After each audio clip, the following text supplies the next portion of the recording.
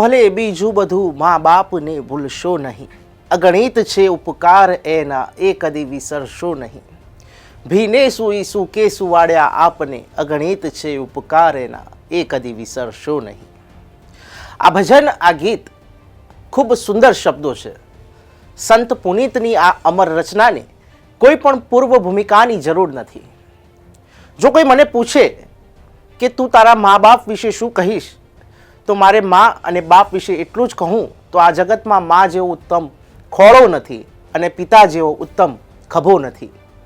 આજના સમયમાં બાળકો જીભ અને પોતાની શક્તિની તાકાત મા બાપ ઉપર ઉતારી રહ્યા છે, જેમને બોલતા શીખવ્યું છે. આજના આ મોંઘવારીના સમયમાં બાપ જે માંગે તે લઈ આપે છે, બાળકોને ભણાવે છે, કાબિલ સક્ષમ બનાવે છે, એ ચાહે છોકરો હોય કે છોકરી. આજના બાળકોને સંસ્કારોનું સિંચન કરવું, કઈ રીતે બોલવું, મર્યાદા ભાષા આજના બાળકોએ બધું નેવે મૂકી દીધું છે. હું કોઈ તમને જ્ઞાન નથી આપી રહ્યો કે ના તો મારે તમને સંસ્કારોના વિશે કહેવું છે. આપણા સમાજમાં જ્યારે દીકરો લગ્ન કરીને આવે છે ત્યારે દીકરાની મા અને સૌથી તે વધારે ખુશ હોય છે કે મારા દીકરાના લગ્ન છે, મારા ઘરે વહુ આવી. પણ વિચાર કરો, જ્યારે એ જ વહુ પોતાની સાસુ એટલે કે દીકરાની મા ઉપર હાથ ઉપાડે, જ્યારે તેની ઉંમર થઈ હોય, એનામાં શક્તિ ના હોય, ચાલી ના શકતી હોય, ત્યારે દીકરા અને વહુની ફરજ છે કે એ માની સેવા કરવી. આજે જે સમય એમનો છે એ સમય તમારો પણ આવશે. સમયનું ચક્ર છે. કાલે તમારું પણ ઘડપણ આવશે. કાલે તમારી વહુ અને દીકરાઓ તમારી સાથે આવું વર્તન કરશે તો. એટલે જ આજે કહેવું પડે છે આજના મા બાપોને કે તમારા દીકરા દીકરીઓને સંસ્કારોનું સિંચન કરાવો. આગળ વાત કરું તો સુરતના પુના વિસ્તારમાં આવેલી એક સોસાયટીમાં 98 વર્ષીય વૃદ્ધાને 57 વર્ષીય પુત્રવધુ વાળ પકડીને ઘસડતી અને લાતો વડે ફટકારતો એક વિડીયો વાયરલ થયો છે. આ ખૂબ જ વિચલિત કરી દેવો વિડીયો છે. આ વિડીયો જ્યારે સામે આવ્યો ત્યારે રૂંવાટા ઊભા થઈ ગયા. એક પુત્રવધુ એની સાસુની વાળ પકડીને ઘસડે છે. પાડોશી આ વાયરલ કરેલો છે આ વિડીયો, ત્યારે આ પગલે મહિલા વિકાસ ચેરિટેબલ ટ્રસ્ટની જાણ કરાઈ છે અને કાનૂની પ્રક્રિયા હાથ ધરાઈ છે. જો કે આ મામલે પોલીસ કેસ દાખલ કર્યો છે. તેમના પુત્રવધુ વિરુદ્ધ આ કેસ પૂના પોલીસ સ્ટેશનમાં દાખલ કરવામાં આવ્યો છે. હવે આગળ જણાવું તો માહિતી એવી સામે આવી કે આ જે વૃદ્ધ સાસુ છે તેમણે કહ્યું કે મારે કોઈ કેસ નથી કરવો, મારે આગળ વધવું નથી, મારા પુત્રવધુને માફ કરી દો, મારે આગળ કોઈ વાત વધારવી નથી, મારા પુત્ર અને પુત્રવધુને તકલીફ પડશે. આ એક માં બોલી રહી છે. આટલું બધું સહન કર્યા પછી પણ માં આ શબ્દ બોલી રહ્યું છે કે મારા દીકરાઓને તકલીફ પડશે, એને માફ કરી દો.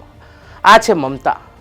જનની, માતા, જનેતા સહબત સાંભળતાની સાથે આંખો સમક્ષ એક એવી તસવીર સામે આવે છે જેની દિવ્યતા, ભવ્યતા અને સમર્પણની તુલના આ સંસારમાં કોઈની સાથે કરી શકાતી નથી.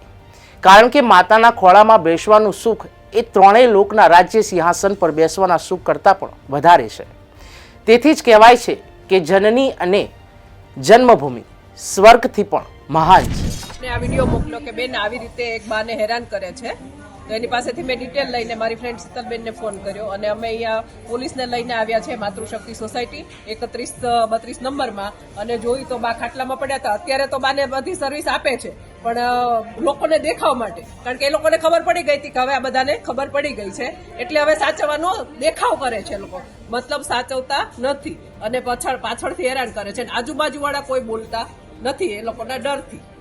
પણ કોઈને એવી માનવતા હશે કોઈનામાં તો એનાથી દર્દ સહન નહીં થયું હોય એટલે વિડીયો બનાવીને મૂક્યો અને અમને મોકલ્યો, તો અમને એ સહન ન થયું એટલા માટે અમે કાર્યવાહી કરવા માટે અહીંયા આવ્યા છીએ અને આશ્રમવાળાને લઈને આવ્યા છે કે આ લોકો ન સાચવે તો અમે આશ્રમમાં મૂકીને બાને ત્યાં સાચવશું.